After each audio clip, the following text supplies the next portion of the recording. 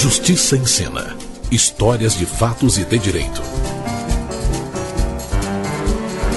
Episódio da semana: Tempos de Suplicação.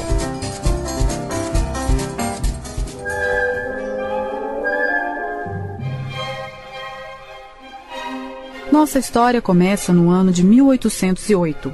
A Europa passa por um período bastante turbulento. As tropas de Napoleão Bonaparte estão prontas para invadir Portugal, e a única solução encontrada pela corte portuguesa é ir para o Brasil. Dom João VI, Carlota Joaquina e outros tantos ilustres do Reino de Portugal escapam de Napoleão e vão para o Rio de Janeiro.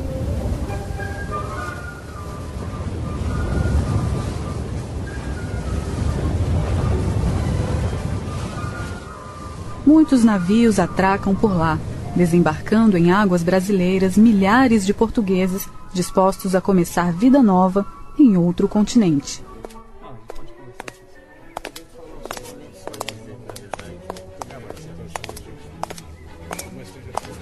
Entre eles está Joaquim de Souza, um tabelião português que conseguiu clandestinamente embarcar junto com a corte de Dom João VI.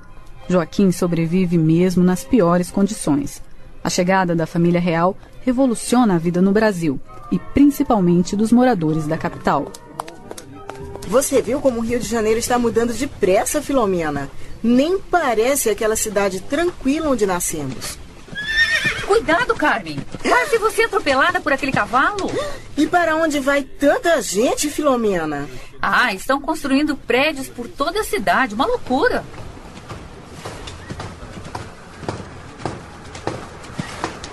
Dom João VI toma várias medidas, criando o Desembargo do Paço, a Impressão Régia e o Banco do Brasil. E na Rua do Lavradio é instalado o primeiro Tribunal Independente de Portugal, a Casa da Suplicação.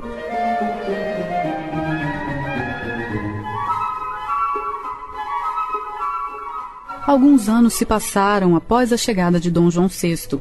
O Brasil cresce rápido. Joaquim de Souza está trabalhando como tabelião na Casa da Suplicação.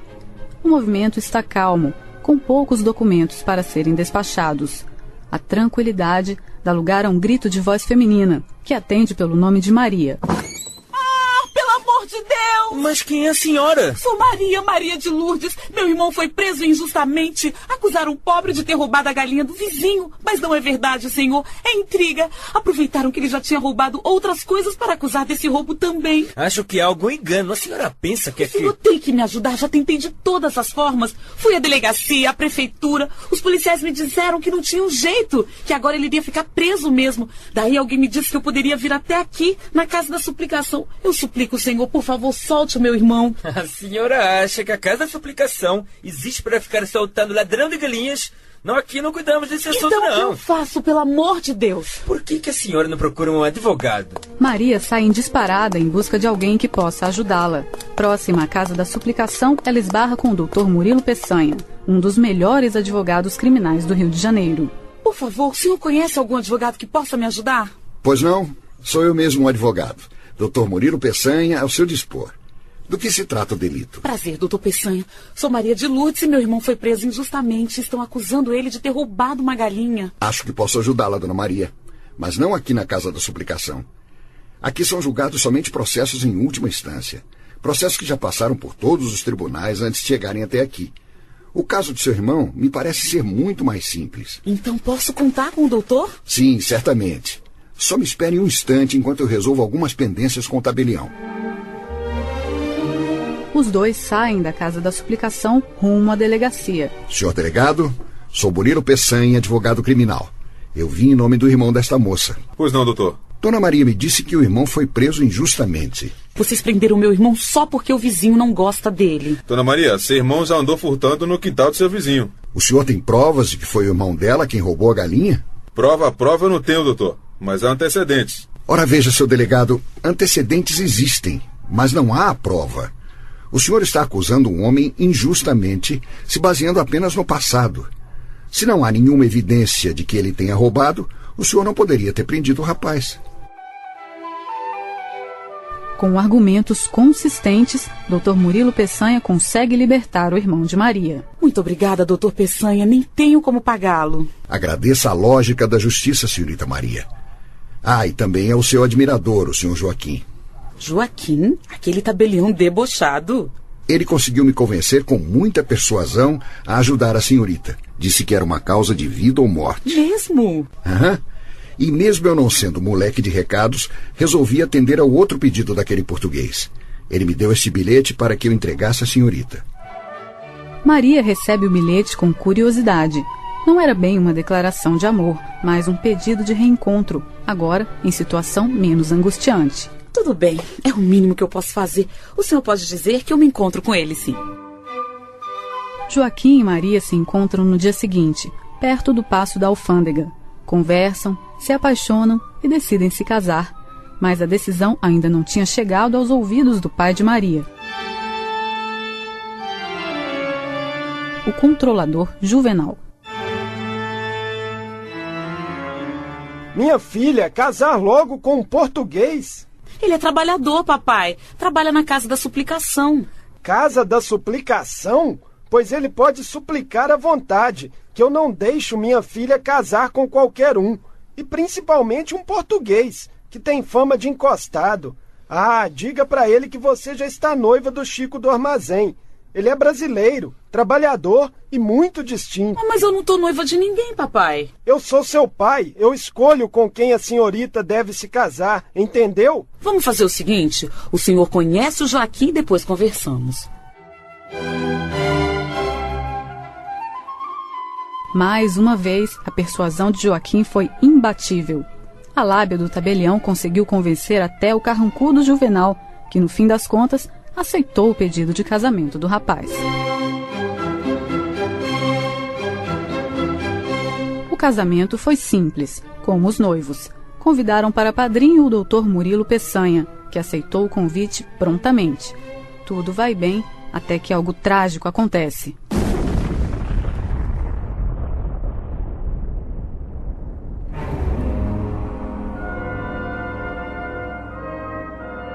Meu Deus, o que foi isso? O barulho veio do quintal do vizinho, seu Juvenal. Chegando lá, todos se surpreenderam com a cena. O vizinho de seu Juvenal resolveu soltar fogos para comemorar o casamento de Joaquim e Maria e acabou explodindo o galinheiro. Vejam só que ironia. Ele que havia acusado injustamente o irmão de Maria por ter dado um sumiço em uma galinha, conseguiu de uma vez só arruinar todo o galinheiro.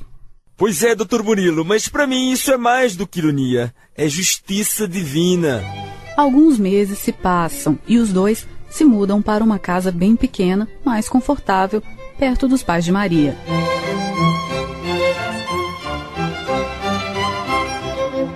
Em 1812 nasce o primogênito da família Souza, Pedro.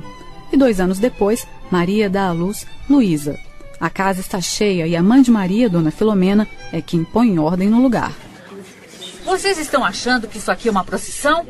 Minha filha acabou de ter neném e precisa descansar.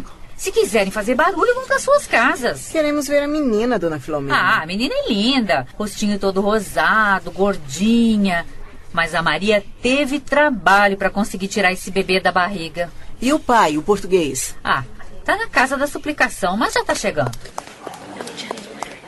Cadê minha filhinha, Dona Filomena? Nasceu bem? Calma, Joaquim. Deu tudo certo. A mãe e a filha estão lá no quarto, descansando. Ah, eu trouxe aqui o doutor Murilo Peçanha. Quero que ele seja o padrinho da menina. Mas esse homem já foi padrinho do casamento, padrinho do Pedro e agora também da pequena? Que é isso, Filomena? O homem é doutor e fala baixo que ele tá vindo logo ali. Bom dia, Dona Filomena. Como está a senhora? Eu vou bem, doutor Peçanha. E as coisas lá no tribunal? Uma movimentação só, Dona Filomena.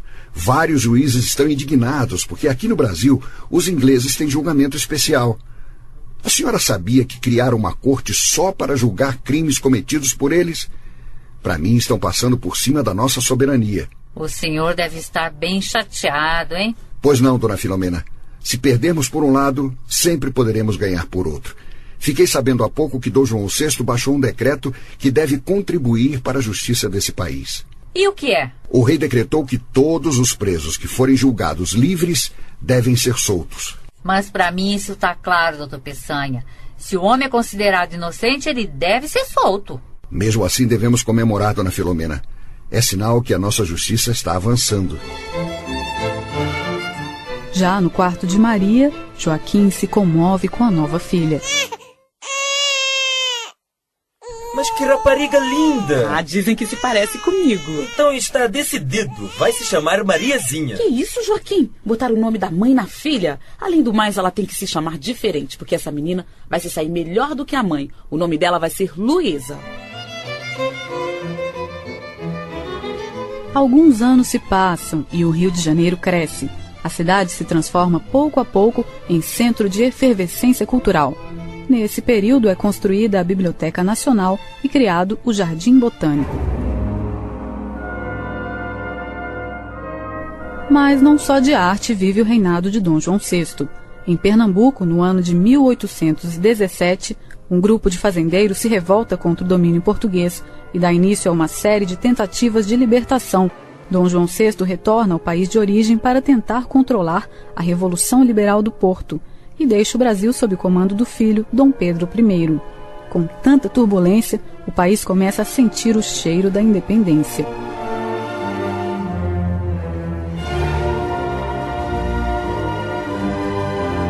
Vimos que o clima político do país fica tenso e que o Brasil quer agora independência de Portugal. Estamos em 1822 e o tabelião Joaquim, mesmo sendo português, resolve apoiar o movimento. E as notícias andam a cavalo. Maria, tô preocupada com teu marido. O que foi, mamãe? Não te falei que eu pressenti alguma coisa? Pois então, estão dizendo por aí que o Joaquim anda metido com os revolucionários, com esse pessoal que quer a independência do Brasil. Eu sei, mamãe, isso também me preocupa. Todos os dias ele sai à noite para se encontrar com um grupo que também quer a mesma coisa. Sim, mas ele é português, o que deixa a coisa pior do que já está. Como assim, mamãe? Ah, imagina, minha filha, um português contra Portugal. Todos os lusos estão furiosos com Joaquim, ficam chamando ele de traidor e o diabo. E tem a polícia, que ainda cumpre as leis de Portugal. Mamãe, o Joaquim me diz que só está sendo sensato, que o Brasil precisa ser livre para crescer. Ele disse que fica! Que escarcéu é esse, homem? Por que tanto alvoroço? Ele disse que fica, Dom Pedro disse que fica. O que você está dizendo, Joaquim? Escuta, Maria, Dom Pedro não vai mais para Portugal. Dom João ordenou que ele voltasse para Portugal, mas ele resolveu ficar. E o que isso significa? Significa que, com Dom Pedro por aqui, fica mais fácil o Brasil se tornar um país independente.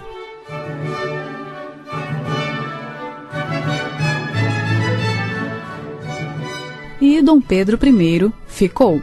Assim, no começo de 1822, o príncipe regente inicia várias reformas políticas e administrativas. Uma delas é a nomeação de José Bonifácio de Andrada e Silva para ministro do Reino e Estrangeiros, o mais alto cargo até então ocupado por um brasileiro. Mais tarde, Dom Pedro cria o Conselho de Procuradores Gerais das Províncias do Brasil, uma espécie de parlamento com a função de examinar as decisões das cortes.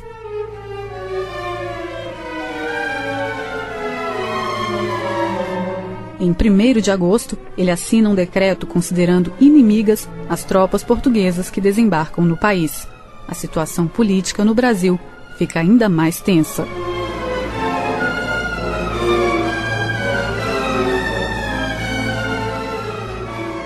Maria está em casa cuidando das crianças quando Dona Filomena chega com más notícias. Eu sabia que isso ia acontecer mais cedo ou mais tarde, minha filha. O que houve, mamãe? Os portugueses prenderam o Joaquim. Como assim? Eu não falei que ele estava se arriscando demais? Que um dia a corda iria arrebentar pro lado dele? Pois o Joaquim estava numa daquelas reuniões da independência e foi surpreendido por um grupo de policiais. Mas ainda estão prendendo quem quer a independência? O delegado é português, Maria, e está contra a independência. Viu Joaquim, um português traidor, segundo ele, e resolveu levá-lo pro xadrez. E agora, minha filha, o que a gente vai fazer? Isso é injustiça, meu Deus, isso não tá certo. A gente não pode perder tempo, minha filha. Se isso é uma injustiça, ninguém sabe o que pode acontecer com Joaquim lá na cadeia. Joaquim é preso por se aliar aos grupos que buscam a independência. Maria e a mãe Filomena vão atrás do Dr. Murilo Peçanha, na Casa da Suplicação, para tentar soltar o português.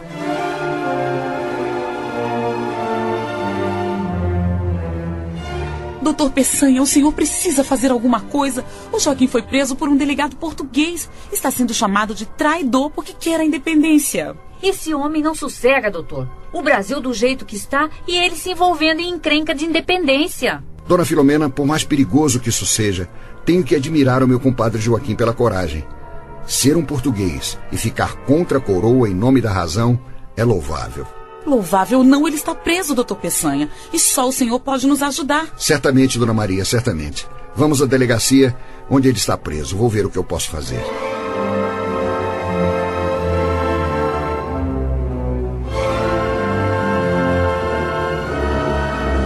Os três entram em uma charrete e vão em direção à delegacia. No caminho, eles percebem uma grande movimentação na cidade.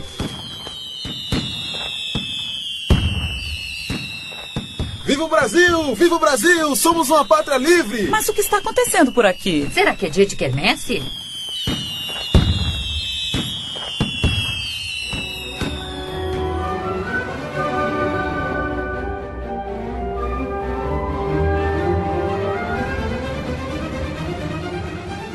Chegando à delegacia, doutor Peçanha, Maria e Dona Filomena encontram Joaquim do lado de fora da cela. Joaquim, você está livre! Não sou eu como o Brasil, Maria! Como assim, homem? Dom Pedro declarou a independência do Brasil, Dona Filomena. Não somos mais colônia de Portugal. Viemos aqui para tentar soltá-lo, mas pelo visto, a independência já fez isso. Quando soube da notícia, aquele delegado tratou de desaparecer. Doutor Peçanha, mais uma vez, obrigada pelo apoio. Não foi nada, comadre, não foi nada. Só quero saber o que vai acontecer com o nosso sistema legal e nosso poder judiciário, agora que o Brasil é um país livre de Portugal. Agora vamos ter que criar nossas próprias leis.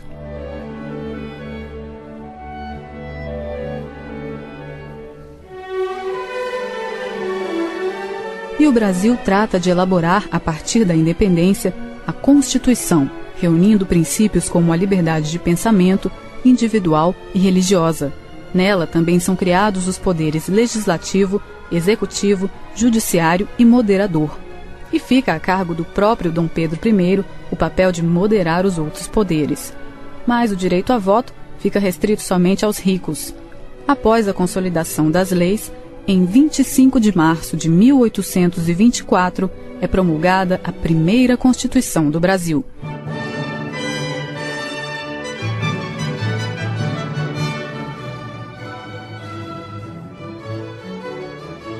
Alguns anos se passam e estamos agora em 1827. Os filhos de Maria e Joaquim, Pedro e Luísa, estão cada vez maiores e Dr. Murilo Peçanha continua um assíduo frequentador da casa da família Souza. Doutor Peçanha, o senhor tem a bondade de entrar. O senhor está com uma cara ótima. Felicíssimo, comadre Maria, felicíssimo. Acabei de voltar do Tribunal de Juízes de Fato, onde trabalha um conhecido meu. O interessante desse tribunal é que ele é composto somente de homens bons, honrados, inteligentes e, acima de tudo, patriotas. Sim, compadre, mas o senhor está feliz pelos juízes patriotas desse tribunal? Ah, aqui estou eu divagando sobre a justiça. Pois a senhora saiba que, finalmente, o imperador aprovou uma lei que cria os cursos jurídicos no Brasil. E meu filho, Murilinho, não vai mais precisar sair do Brasil para estudar direito. E o melhor é que a mãe dele não chora mais. E por que, compadre? Antes, quem quisesse fazer direito tinha que atravessar o continente, ir para Coimbra como eu ou para Roma, Paris. E imagine a agonia da minha esposa longe do filho por tantos anos. Agora Murilinho só tem que ir a São Paulo. Ele pega um trem e já está lá. Quero que nossos filhos sigam o exemplo do nosso compadre aqui e virem um doutor em direito. Imagine, Maria, que maravilha ver o Pedrinho advogado, como o doutor Peçanha aqui. Ah, Joaquim, o doutor Peçanha vai ter que me perdoar, mas acho que o Pedro tem cara de que vai trabalhar no Banco do Brasil. E por que pensas isso? Você já viu quanto de moeda o menino guarda naquele porquinho? Sem contar as notas que ele esconde embaixo do colchão. Vejo que o meu afilhado é o poupador da família. É... Isso ele vai ser um grande bancário ou um bom mão de vaca. Joaquim!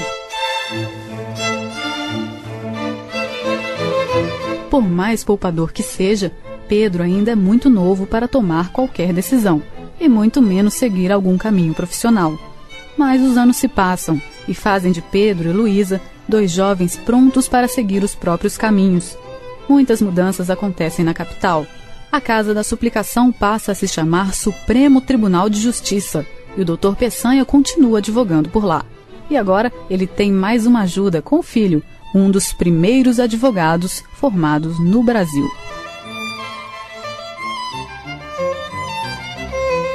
Participaram deste episódio Ariadne Naves, Jane Costa, Noêmia Colonna, Guilherme Macedo, Roberto Rosenberg, Isaac Murray, Marco Antônio Soalheiro e Viviane Yanagi. O roteiro, Guilherme Macedo. Direção, Viviane Yanagi. Direção de elenco, Ariadne Naves. Edição e sonoplastia, Marcos Tavares.